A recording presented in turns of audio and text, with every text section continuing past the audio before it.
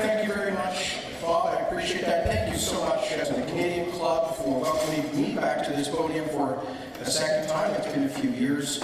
I must say it's always great to see here my good friend, Don Newman, my favorite Bon Vivant back on tour, and master teller of tales.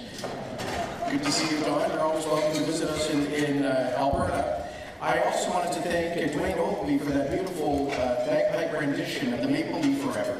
As a patriot and a traditionalist, I love that song, and I'd like to ask Bob perhaps to pipe me out to the tune Alberta Bound.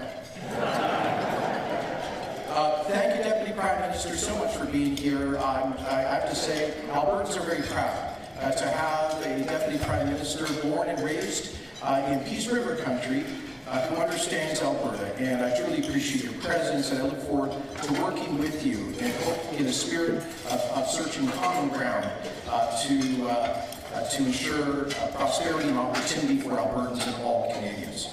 Thank you to the Canadian Club for the chance to bring an urgent message on behalf of Albertans that there cannot be a strong Canada without a strong Alberta. Alberta has been the great engine of prosperity, social mobility, and shared wealth in modern Canada. But our ability to play that role in the future is at risk. That puts Canada's prosperity at risk and weakens our country's unity.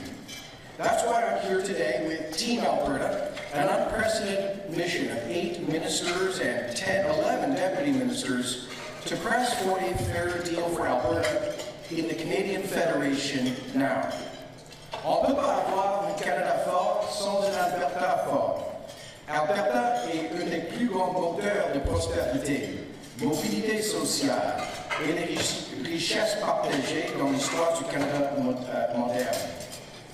And that is, c'est la raison pour laquelle je suis ici avec l'équipe Alberta, pour démontrer une entente juste pour l'Alberta dans la fédération.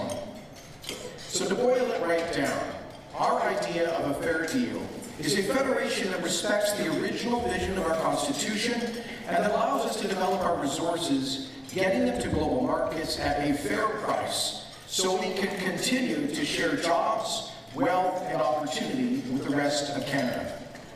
Let's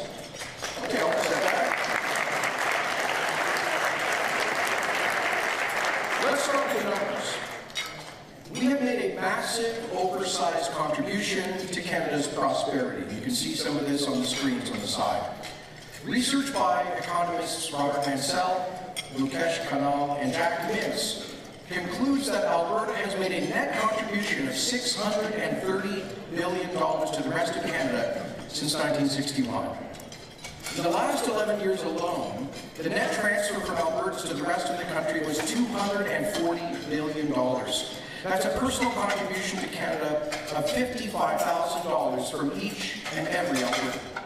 For perspective, that's 600% more than the net per capita contribution of British Columbians and Ontarians combined over the same period of time. On an annual basis, Alberta taxpayers contribute about $23 billion more in federal taxes than they get back in services, or about $5,400 per person per year. We're proud of that. We are proud to have helped our fellow Canadians when times have been good in Alberta and bad elsewhere. We are proud to have helped to build schools, hospitals, roads, to fund pensions, healthcare, and social programs from coast to coast. But Alberta's contribution to social progress and prosperity goes much deeper than just these fiscal transfers. We punch above our weight in every economic category. For example, Stats Canada shows that in 2018, despite all the challenges to our energy sector, it was by far the biggest export industry in Canada, exporting nearly twice the value of our next largest export industry, autos and auto parts. Alberta's largest industry, oil and gas, is also Canada's largest industry subsector, larger than banking and financial services, larger 2.5 times larger than residential construction, and 4 times larger than telecommunications. And while we have only 12% of the country's population, Alberta typically generates 1/3 of the investment and 1/4 of the new jobs in Canada's economy. Canadians depend disproportionately on Alberta's energy sector for their own financial security, with retirement savings and pensions invested heavily in energy stocks that have been hit hard in recent years.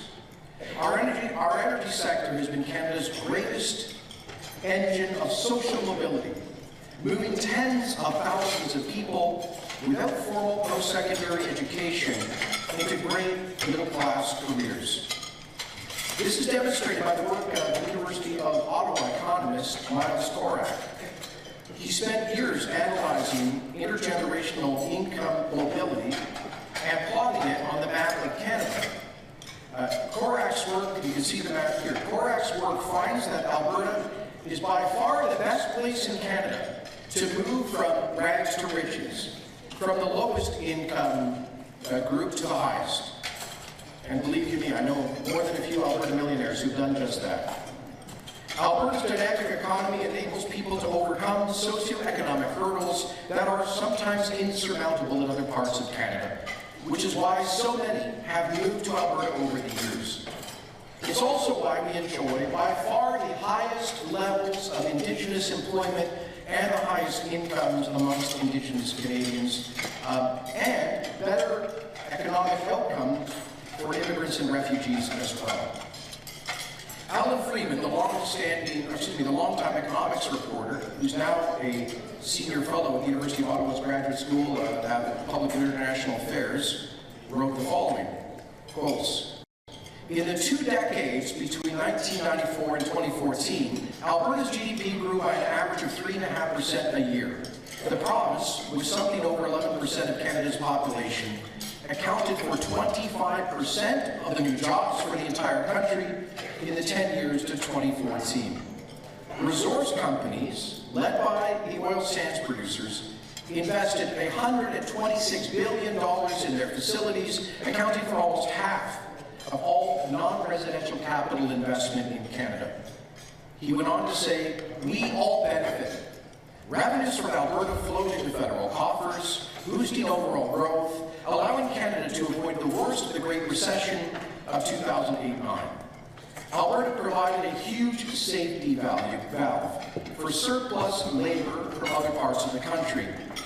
Tens of thousands of skilled and not so skilled workers from the Atlantic provinces, Quebec and Ontario, flocked to Fort McMurray for the high wages, sending money home like immigrants providing remittances to their families abroad," unquote.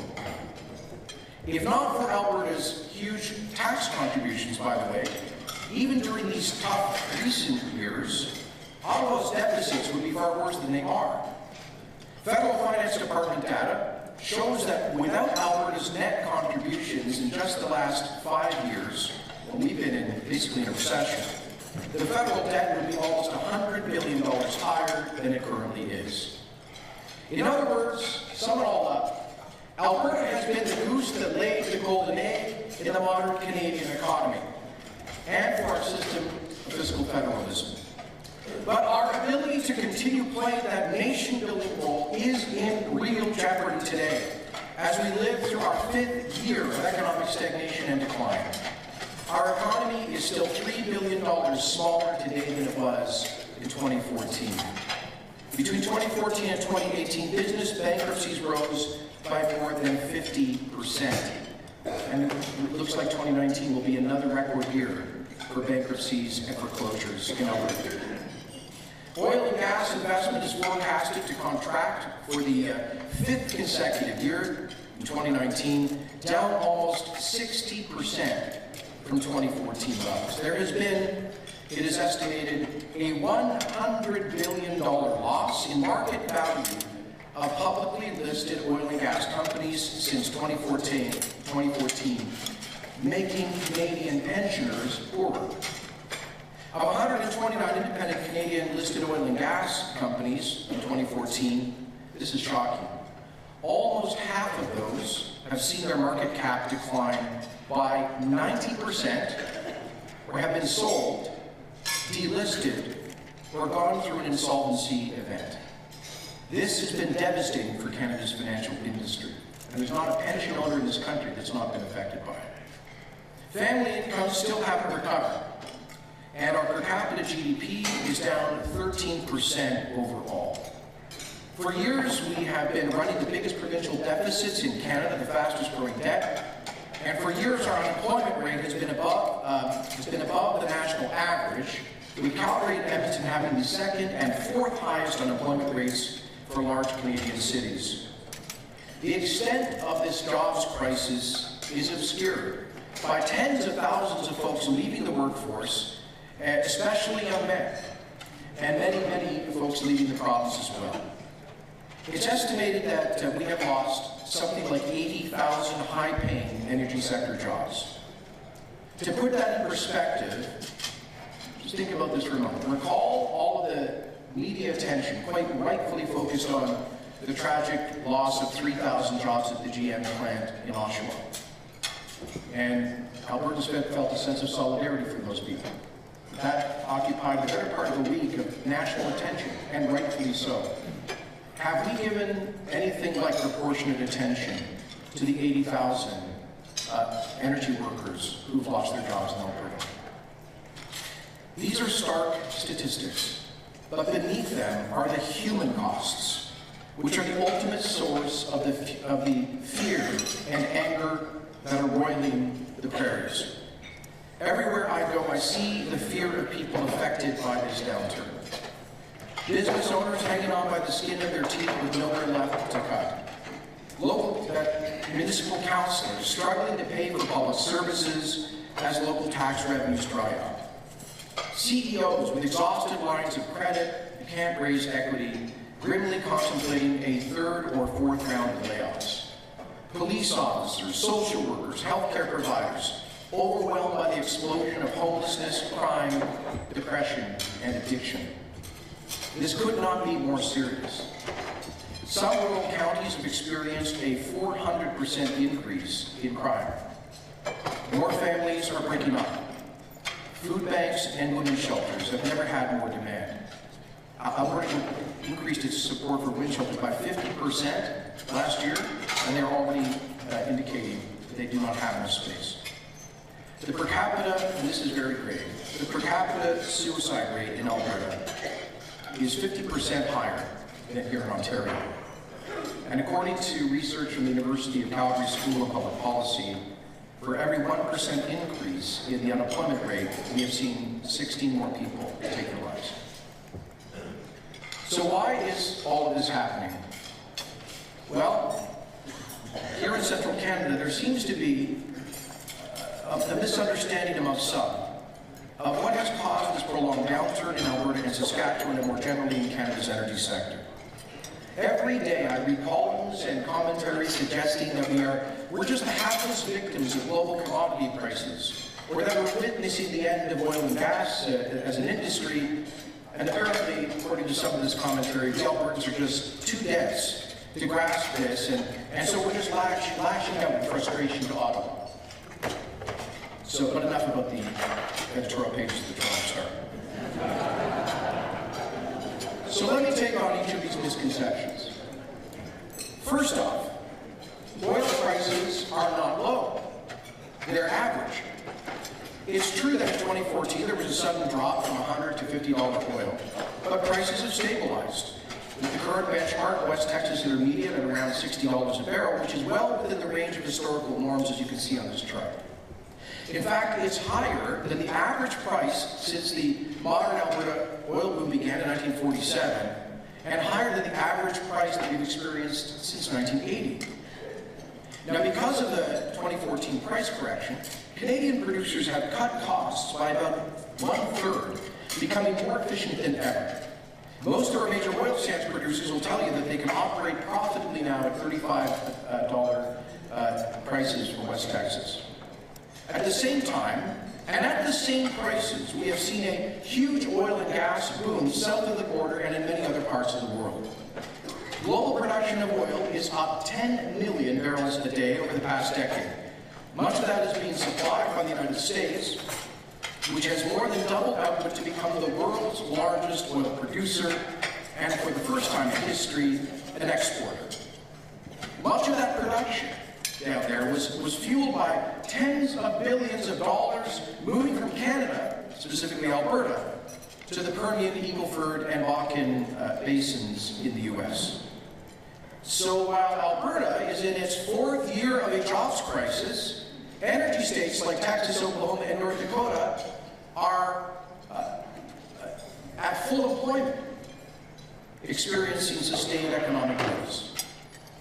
So friends, Albertans submit that the difference is not price, it is policy. Policies that have made our industry less and less competitive, driving job-creating investment out of this country. And policies that have killed and delayed pipelines mean that we are captive to the U.S. and sell one of our country's most valuable assets to them at fire sale prices, subsidizing massive profits for U.S. refineries. It's like taking our family jewels to the pawn shop. According to Scotiabank, this price differential costs the Canadian economy about $16 billion a year. And a year ago, it became so extreme that we were selling Canadian oil to the U.S. at $10 a barrel, and they were selling their oil to the world at $60 a barrel. This forced the government of Alberta to impose production caps on our crude as a last resort, which in turn has driven away investment as producers cannot sell additional production. So yes, the decline in global prices did hit us 5 years ago. But Alberta has been through that before, and we bounced back. We are resilient, and we are innovative. But this time, something was different. Government policies made a bad situation much worse. Policies from different levels of government, like the cancellation of the approved Northern Gateway pipeline, the surrender to a U.S. presidential veto on Keystone XL, the killing of Energy East by changing the regulatory requirements halfway through the process, by constant uncertainty and delays around the Trans Mountain expansion that caused Kinder Morgan to leave the country, to an endless and uncertain approval process which contributed to the cancellation of projects like Petronas' $40 billion West Coast LNG project, which would have been the largest direct foreign investment in Canadian history. The carbon taxes and regulations that are not imposed by any other major energy producer on Earth, which have had the effect of accelerating carbon leakage and capital flight. And now, the deeply problematic bills C-48 and C-69. One of them, 48, is a first, I believe, in Canadian history, a ban on the export of only one export product, bitumen, produced in only one province, Alberta.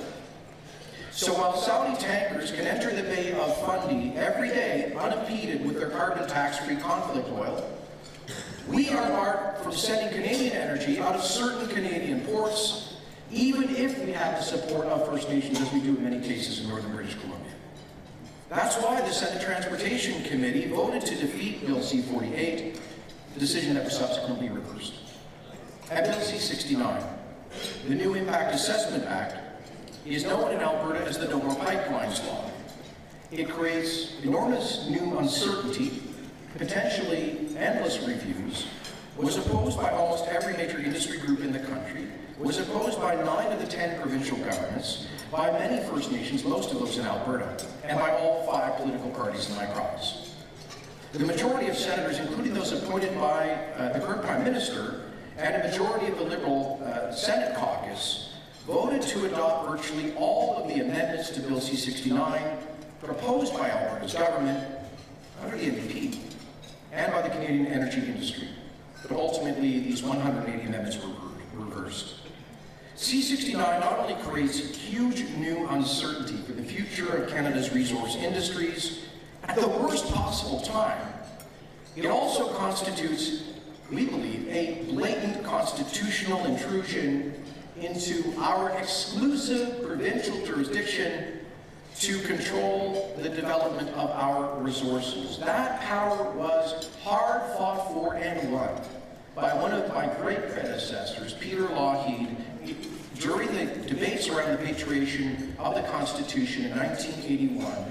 And Alberta's signature on the Constitution is there only because we secured Section 92A as a condition precedent of our concurrence with the Constitution's patriation in 1981, giving provinces exclusive authority to regulate the production of their natural resources, something that Bill C-69 flagrantly violates, which is why we are seeking a judicial reference to the Alberta Court of Appeal to challenge its constitutionality.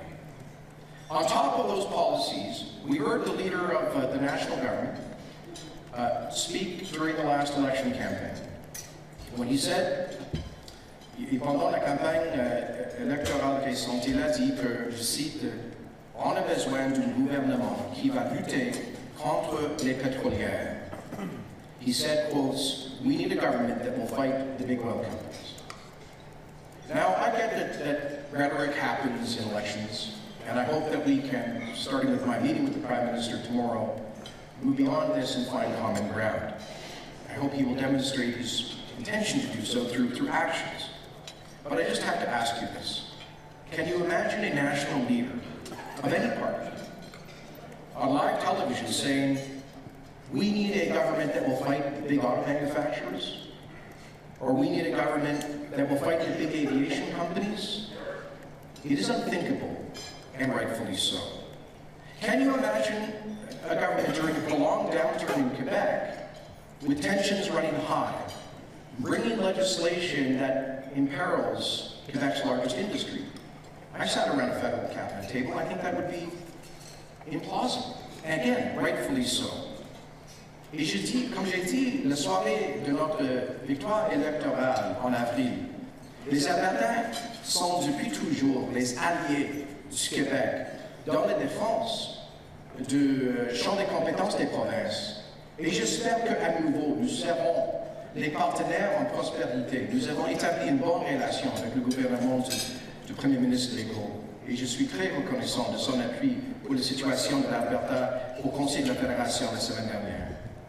Friends, these are reasons why we have seen a disturbing rise in alienation on the Canadian prairies, and particularly in Alberta.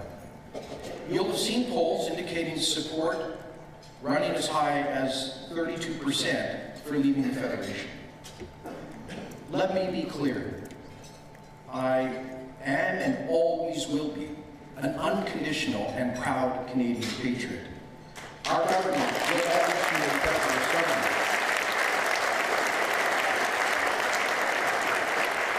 The new party, which I'm privileged to lead, not by accident, wrote into its founding principles that we believe we are devoted to a united Canada.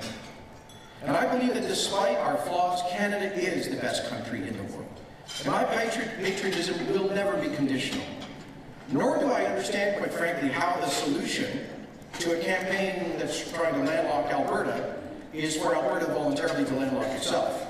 It doesn't make sense to me.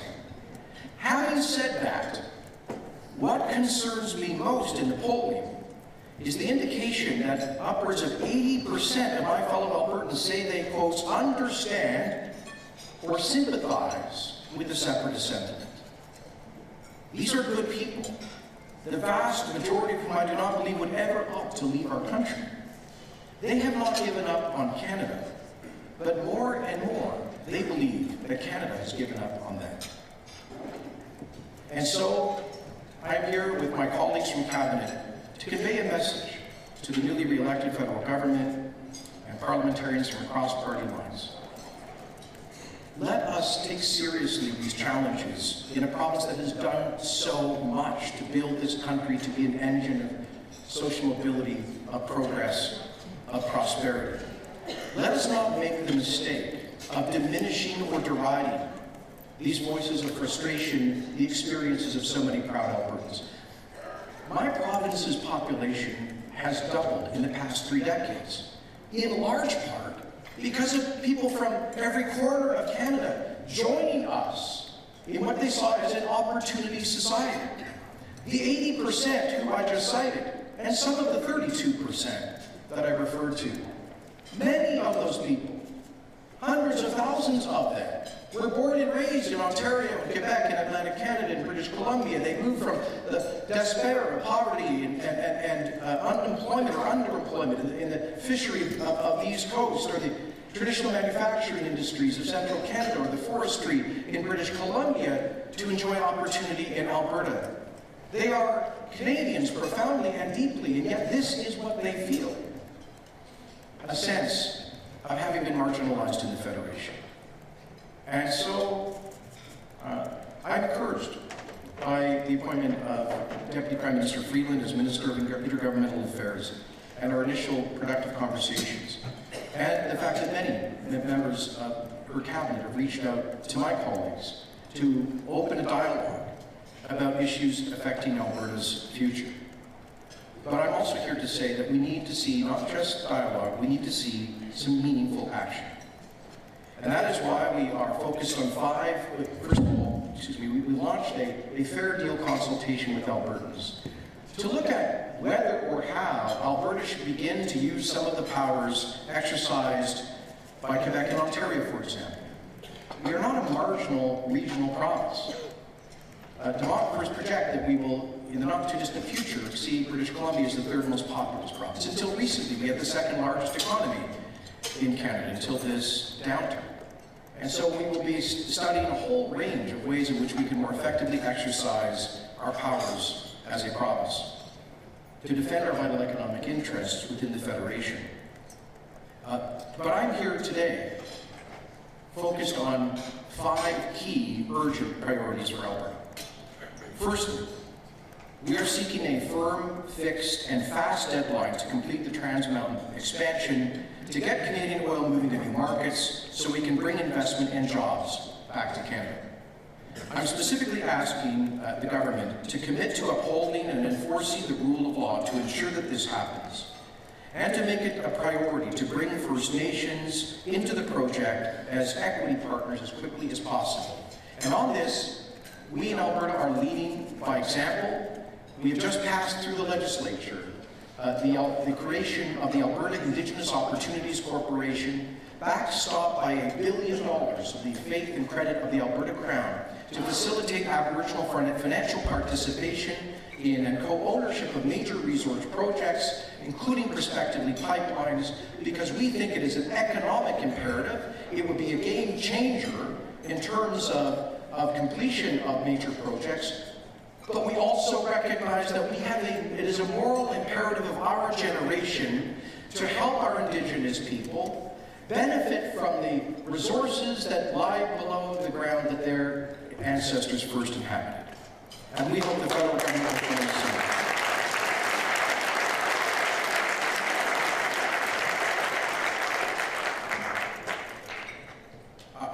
And so we do hope to make forward progress on that. The second thing I will be raising this week with my colleagues in Ottawa is asking for payments that we should have received during the height of our downturn under something called the Fiscal Stabilization Program, a kind of, the way I explain it to folks, is a sort of equalization rebate designed to soften a sudden decline in revenues, typically for half provinces. Alberta suffered a $7 billion revenue drop in 2015, due mainly to the world energy price collapse. But because of a per capita ceiling put on that program many years ago, we've only received $250 million. So we will be seeking, with the unanimous support of every province and territory expressed in the communique of the Council of the Federation last week. I'm so grateful to my colleagues for having, all of them have urgent issues. But in that communique, they decided to focus on 3 main issues, one of which was market access for Canadian resources, working with the federal government to undo the problematic aspects of Bill C-69 and the Federal Impact Assessment Act, and then lifting the cap retroactively on the Fiscal Stabilization Program.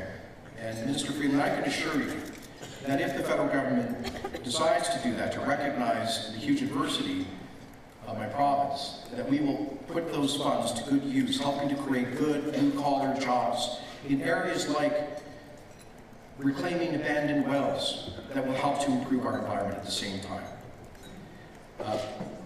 Thirdly, we seek the repeal of Bill C-48 and Bill C-69. Recognizing that the latter is unlikely, we will hope the government will work with us constructively to mitigate the uncertainty created by that bill for example, on the project list. I'll give you one example. We've got a huge conversion from coal to natural gas-fired power going on in Alberta right now. But in order to make that happen, the electricity companies need to build pipelines to bring natural gas into their electricity plants. And unfortunately, if they're a certain length, they fall under the federal aegis under Bill C-69, the Impact Act, and that's taking years to get to an approval. So here we have the private sector with the support of the provincial government trying to do something that will materially reduce CO2 emissions, and we're caught up in a bureaucratic morass. These are practical, simple things that we can do together. Another thing that we believe must be done is to get to a positive approval of the Tech Resources mine in northern Alberta that would create thousands of jobs, that has multiple deep partnerships with First Nations and Indigenous communities. And I see Herb here from the Métis Nation Alberta, from the Métis people as well. Do you know, I'm not sure if you've heard of Chief Alan Adam. Alan is the chief of the Fort Chippewa First Nation. Alan has, in the past, toured Leo DiCaprio and James Cameron and Jane Fonda around the Alberta oil sands. Chief Adam has given his conditional support to the Tech Resources mine because he sees it as an opportunity to move his people from poverty to prosperity. And if this project does not proceed, it would be a clear indication that there is no way forward for this country's largest natural resource. My fourth request of the government, which I know will be echoed by Finance Minister Travis Toews in his meeting with Minister Morneau, will be an expansion of taxing instruments like flow-through shares to stimulate job-creating investment in resource-related activities. Flow-through shares are a proven tool to accelerate job-creating investment, and we're asking the federal government to expand them to include activities that will improve the environmental performance of our energy sector, such as carbon capture projects and decommissioning of spent oil and gas wells. Again, I really believe that on these issues, we can find common ground with the federal government that is very much focused on middle-class jobs, environmental protection, and prosperity for Indigenous people. We share these points in common in our agenda. Let's find ways of acting on those shared priorities. And my final urgent request to the Prime Minister tomorrow will be an equivalency recognition for Alberta's methane reduction regulations. Earlier this week, is it today, Monday? Okay, excuse me, it's all a blur. On Friday, I want to commend and thank the Government of Canada for having announced an equivalency agreement for our levy on major industrial emitters, the Technology Innovation and Emissions Reduction Plan, and we ask that a similar consideration be given to our very rigorous methane rules, which according to a study co-sponsored by the federal government would reduce more emissions than the federal regulations at a significantly lower cost. So we ask that be considered. Let me conclude with a final appeal to those who persist in seeing our insistence on a fair deal as selfish or parochial. People who feel that way, I believe, completely misunderstand the Alberta spirit. In our hearts, Albertans are patriotic and generous. So if a growing number of Albertans see themselves as not fully at home in their country, a country they have so dutifully served and to which they have contributed disproportionately, then it is the responsibility of all Canadians, but especially the national government, to address that. Let me leave you with the words of a man who spoke at last week's first town hall meeting conducted by our Fair Deal panel. I don't know this man, he stood up and talked about having fought for Canada in Afghanistan, probably with the PPCLI. After leaving the forces, he found good paying work in the oil patch. That job took him to Chad in Africa, where he proudly reported that his Canadian company followed exemplary environmental, social, and governance standards. He said, quotes, "I built roads, I built power, I built a future for those people. I saw a country coming alive because they had industry and hope," unquote. Upon returning to Alberta, he lost his job and has been out of work for the past 2 years. Here's how he feels today, quotes, Just because we're right, just because we have the right to demand to be treated fairly does not mean that they'll automatically treat us fairly. If you want to do something, you have to be able to stand up and say, I deserve this, and I'm going to fight for this, unquote. I couldn't have said it any better. It's what I hear everywhere I go across my province. I hear that we've been working for Ottawa for too long, and it's time for Ottawa to help out for Alberta. That Ottawa needs to stop making it harder for us to jumpstart our economy. And so here I am, with a third of our cabinet in Ottawa, to deliver that message on behalf of Albertans. Albertans are practical people. We're not unreasonable. Nothing we're asking for here is unreasonable. Everything we're asking for is within the federal government's power, and none of it would hurt another province. Indeed, we saw many of these items endorsed unanimously last week. We are simply asking for a fair deal now within Canada, one that respects the Constitution and lets us do what we do best, what Albertans have always done: grow our economy, get people to work, and generate an outsized share of Canada's wealth. That's what Albertans want. It's what we need, and we hope that's what we'll get in a fair deal within the Federation. Thank you very much. Merci beaucoup.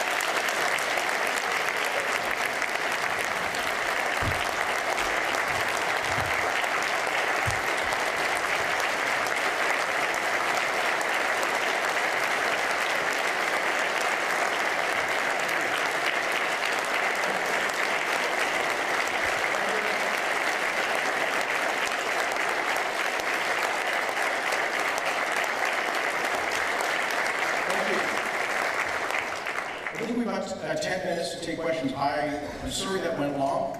The truth be told, much to the frustration of my environment minister and some of my staff, I had to exercise about 10 pages about environmental, social, and governance. So if you have any questions about emissions, and I'm happy to take them. Hello, this is Hot. Great. I just want to warn everyone that the one who controls the mic controls the question. So I'm going to hand this over to Allied Impact. We're going to roam the room. Please keep your questions very brief so more people can have a chance to ask the Premier what they would like to ask. So thank you very much. We'll also have another mic over here with us.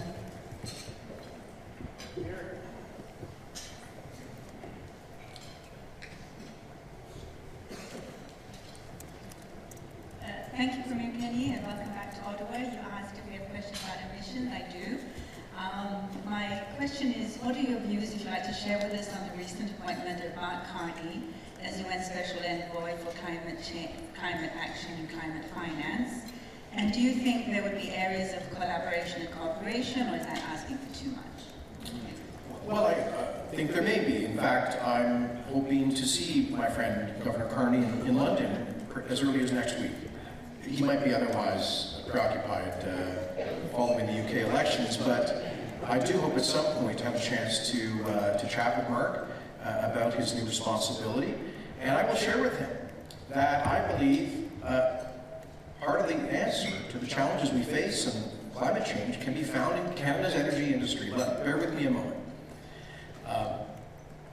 According to the International Energy Agency, their best projection, based on a status quo policy setting, is for the world to be consuming 110 million barrels per day of crude oil in 2040, and about a 35% increase in natural gas consumption by then. According to their most stringent, conservative, or bearish projection, based on a radical change of policy, meaning full compliance with Paris, they project 70 million barrels per day of consumption of crude oil in 2040. So that's their average projection is 110, their bearish projection is 70. That's just off 30%, or 30 million barrels per day from where we are now.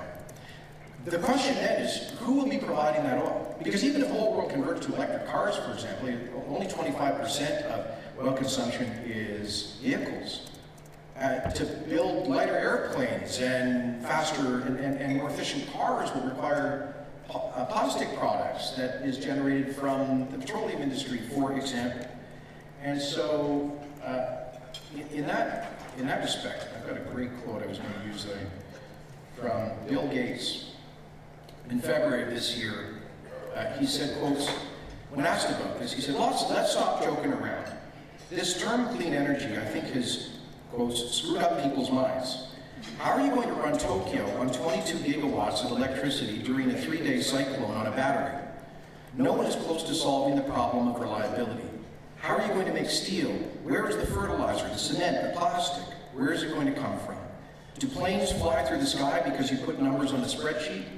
There is no substitute for how the industrial economy runs today, unquote. And I think what Mr. Gates, who supports renewable energy, was trying to say is, yes, there is a transition. There must be a transition. We agree with that in Alberta. We accept the imperative of combating climate change. And we want to work with the federal government on that. We are proud that our oil sands producers have reduced by 30% the carbon intensity of an average barrel of bitumen since the year 2000, and are credibly on track to reduce it by another 20%. We have major producers like CNRL and Meg Energy who have committed themselves publicly to net zero carbon on the energy that they produce. There's an entire new generation of technologies coming on stream, replacing water with solvents that will radically reduce energy consumption and water usage. Natural gas cogen is a power source, and carbon capture, utilization, and storage and sequestration. We have a carbon trunk line that we're building from a plant east of Edmonton, an upgrader to help with enhanced oil recovery. We have a sedimentary basin, which is one of the best geological formations in the world for carbon sequestration. CCUS is becoming, we believe, scalable. There's so much. And you know what? This stuff isn't happening by accident. It's Canada's energy industries that have invested tens of billions of dollars over the years in this kind of technology. So I would say, in a world where 70 million barrels is being consumed 20 years from now, I would rather that the last best barrel be produced by Canada instead of OPEC dictatorships, which have lower standards than we expect.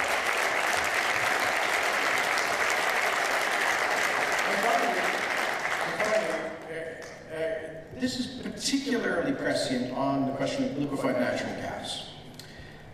I understand that if we were to fully satisfy the future demand for LNG in China and India to allow them to convert off of high-emitting coal to much lower-emitting natural gas, that the incremental reduction in their CO2 output would be equivalent to the entire Canadian economy's GHG output.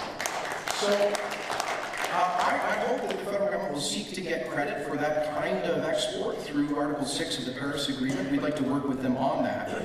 I could go on, but the point is this. In the real world of which Bill Gates speaks, we all have an imperative to constantly do better. We are leading. Alberta was the first jurisdiction in North America to have a price on carbon, which we just increased with our major emitters levy. So I don't want anybody to leave with the impression that we are being careless about the environmental imperative. But we think that at the end of the day, we should be the last best source of that kind of energy. Other questions? I'm sorry, that was a long one. But that was a condensation of 10 minutes of my speech.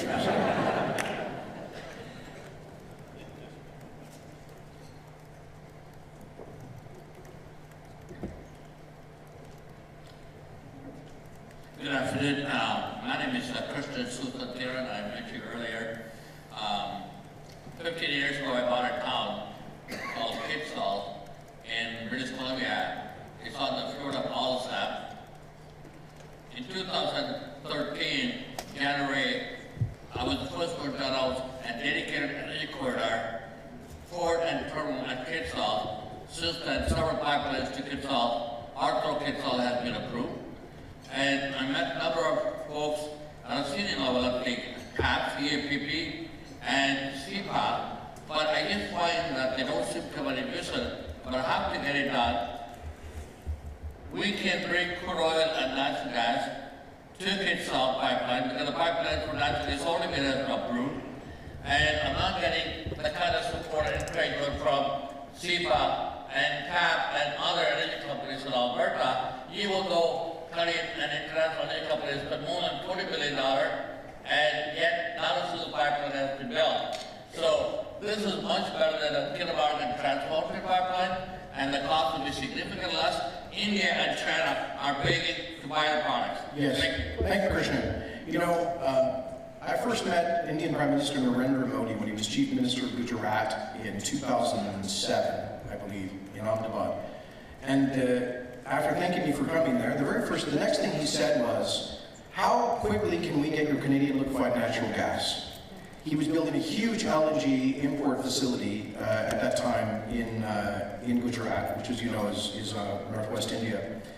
And unfortunately, here we are, 12 years later, not 1 inch closer. And he has to import his LNG primarily from Qatar, a regime which finances extremism and indirectly terrorism, which sometimes targets India. That's why he so desperately wants Canadian LNG. So thank you for championing your project, Kisult Energy.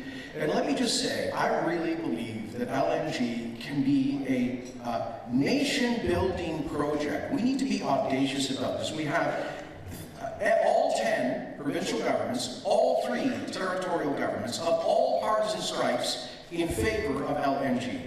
I have my disagreements with Premier Legault about a prospective crude pipeline to the East Coast, but he is clearly in favor of the 2 proposed LNG export facilities, including Energy Saguenay, because he sees the role that it could play not only in creating jobs at home, but in displacing CO2 emissions abroad.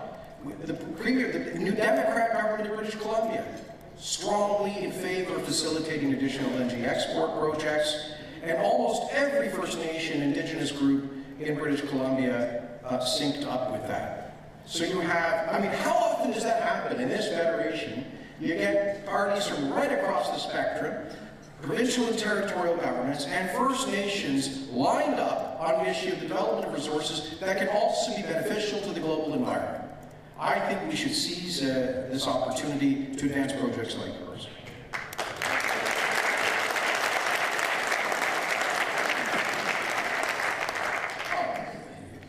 Very good. Sorry for going so long. That was definitely not, Christy, the 30-second answer to the mid-question period. Sorry. No, I'm glad not to.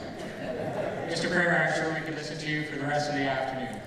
And as I listen to you, I'm certainly struck by the complexity of the Alberta economy, and by the Canadian economy, and by the impact of that complexity on all of us, on our Canadian society, on the very human issues, and all of us as human beings, and all of Canadians. And I am very thankful for your leadership, and for challenging leadership across the country to think differently. I'm thankful for provoking the public discourse, for provoking the public debate. I'm thankful that you're here today, and on behalf of the Canadian Club of Ottawa and all of us in this room today, thank you for being here.